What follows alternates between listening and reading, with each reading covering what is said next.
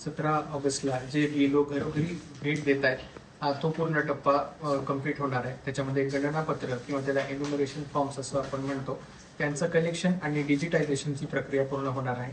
ती सद्यस्थितीमध्ये 99% प्रक्रिया पूर्ण झालेली आहे आणि 35,000 आपले सध्या फॉर्म जे आहेत ते सद्यस्थितीत डिजिटायझेशन करण्याचे शिल्लक आहे।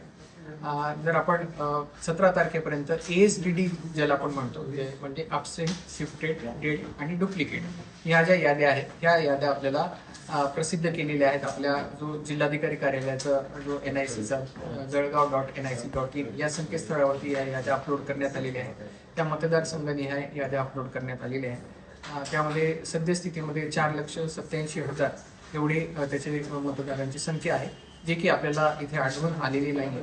तर त्या याद्या ज्या आहेत यापूर्वीच आपण पॉलिटिकल पार्टीची बैठक घेऊन त्यांना देखील सांगितलेलं आहे की या याद्यांची पडताळणी करावी। BLOच्या मार्फत पण ही याद्या पडताळणी करणं सुरू आहे। BLNच्या मार्फतही या याद्या पडताळणी होत आहे।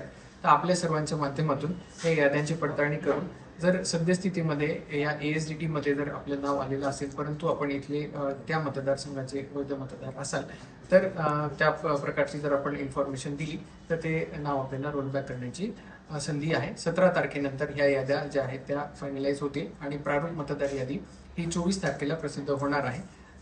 त्यासाठीची जी पूर्ण प्रक्रिया आहे ती 17 तारखेपर्यंत पूर्ण होणार आहे। यासोबतच 17 तारखेला आपला जे मतदान केंद्र असतात त्यांचं जे सुसूत्रीकरण करणं अपेक्षित आहे ते पण आपण करत आहोत। सद्यस्थितीमध्ये आपल्याकडे 3,677 मतदान केंद्र आहे आणि आधीचा जो मतदान केंद्राचा क्रायटेरिया होता तो पर मतदान केंद्र आपल्याकडे 1500 वोटर्सचा क्रायटेरिया होता। आता तो आयोगाने बदलून 1200 वोटर्सचा क्रायटेरिया केलेला आहे आणि त्या सुसूत्रीकरणामध्ये आपल्याकडे 32 नवीन मतदान केंद्र तयार करण्याची आपल्याकडे आपण प्रपोजल जे आहे ते आयोगाला पाठवलेलं आहे। त्याच्या मंजुरीनंतर ती ॲडिशनल 32 मतदान केंद्र आपल्याकडे तयार होतात।